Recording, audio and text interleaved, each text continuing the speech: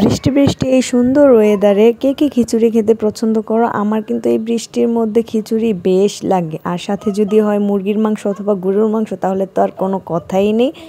আসসালামু আলাইকুম সবাইকে, সবাই কেমন আছেন? আই হোপ সবাই অনেক ভালো আছেন। আমরা আল্লাহর রহমতে অনেক ভালো আছি। তো আজকে দুপুরে দেখলাম যে একটু ঠান্ডা ঠান্ডা লাগছে, বৃষ্টি বৃষ্টি ভাব, তো তখনই আমি ভাবি যে আজকে একটু খিচুড়ি রান্না করি, সাথে মুরগির ভুনা করি। তো ফার্স্টে আমি এখানে জিরা, এলাচ, দারচিনি, লবঙ্গ অ্যান্ড জয়ত্রী দিয়ে সেটাকে তেলে ব্লেন্ড করে নেই।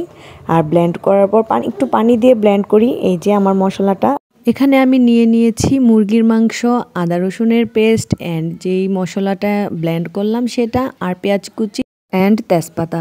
তো এখন চুলায় একটা কড়াই বসিয়ে সেটাতে আমি কড়াইটা গরম হলে তেল দিয়ে দিই। তেল দেওয়ার পর সেটাতে আমি পেঁয়াজ কুচিগুলো দিয়ে দিব।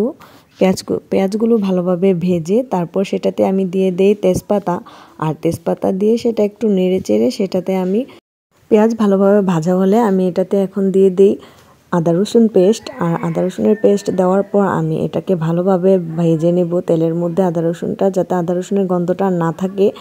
দেন সেটাতে আমি দিয়ে দেই হলুদের ফাঁকি।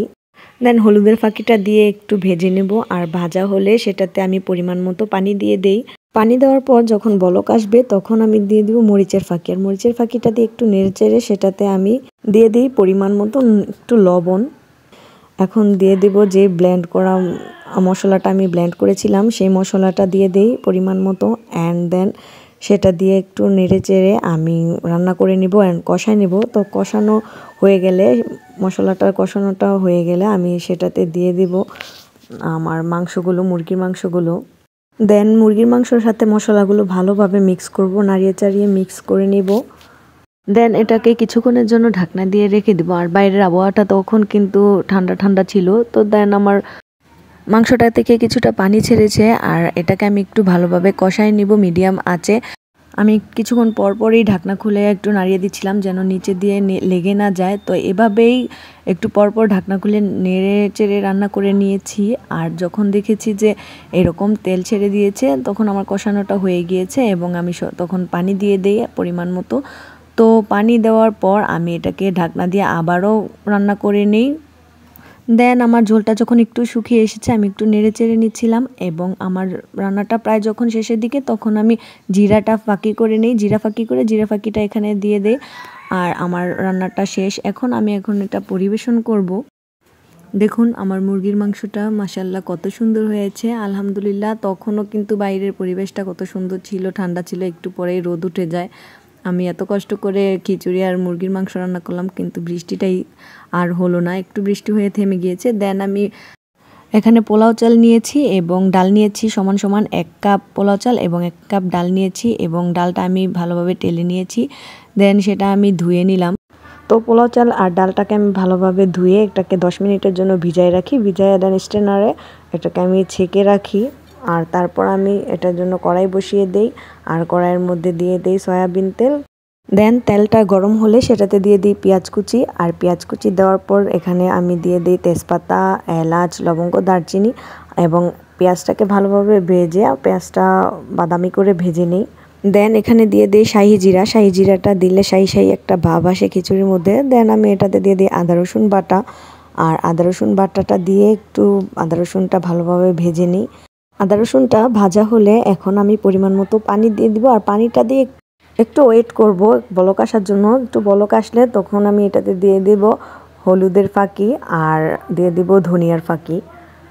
দেন এটাকে মিক্স করে নেড়েচেড়ে একটু রান্না করে নিব। আর রান্না করা হলে আমি চাল ডালটা যে ধুয়ে স্ট্যানারে রেখেছিলাম সেটা এখন এটাতে আমি দিয়ে দিব, আর দিয়ে এটাকে ভালোভাবে ভেজে নিব চালটা এবং ডালটাকে।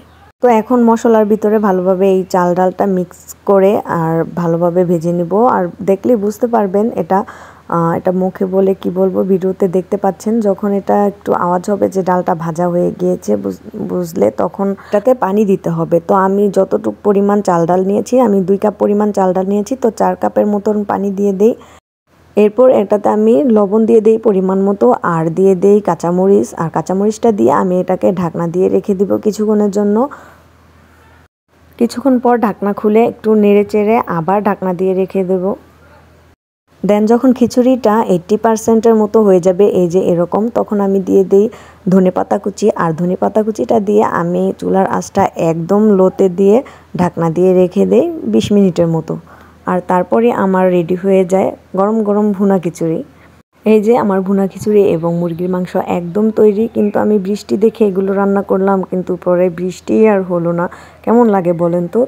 তো এখন আর কি করার, যেহেতু রান্না করেই ফেলেছি, তো আমার আর কিছু করার নেই। আর এত সুন্দর লোভনীয় খাবার দেখে আমার তো আর লোভ সামলাতে পারতেছিলাম না।